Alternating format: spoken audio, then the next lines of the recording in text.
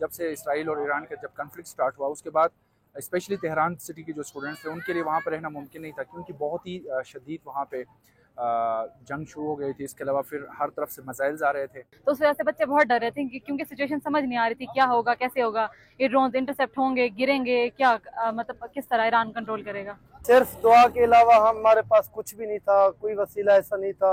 काफी student panic में थे, गर्ल्स वगैरह इवन।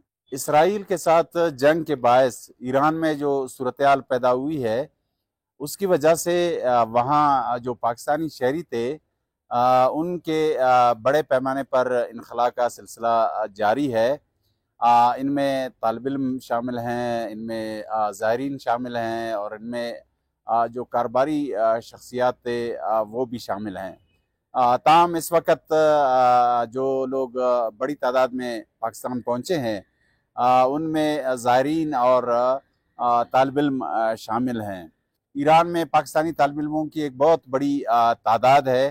ताहम सरकारी हुकाम का कहना है कि अब तक 460 से ज़ायद जो तालिब इल्म हैं वो तेहरान और ईरान के दीगर शहरों से पाकिस्तान पहुँचे हैं और ये लोग ज़ायदान के रास्ते बलूचिस्तान का जो सरहदी ज़िला है चागी उसके सरहदी शहर तफ्तान पहुँच रहे हैं और दूसरी जानिब चाबार के रास्ते ग्वादर पहुँच रहे हैं।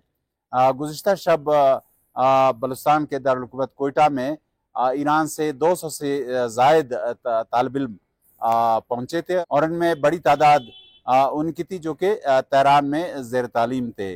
वहाँ जो हमले हुए और इन हमलों की बायस वहाँ का जो माहौल था उनके हवाले से हमारी उनके साथ बात हुई।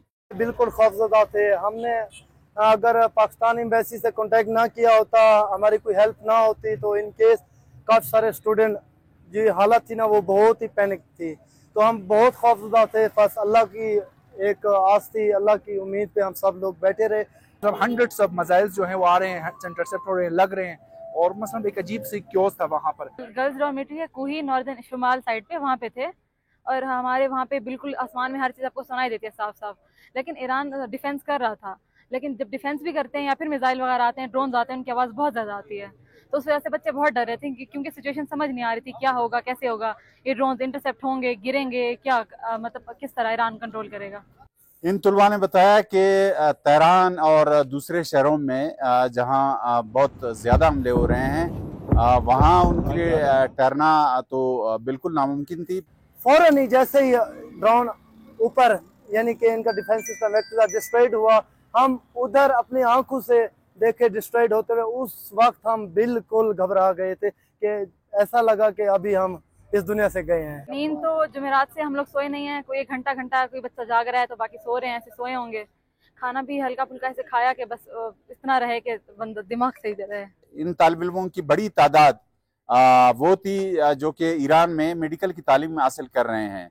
इन समेत जो बाकी तालिब इल्म थे वो अपने मुस्तकबिल के हवाले से बहुत ज़्यादा परेशान दिखाई दे रहे थे।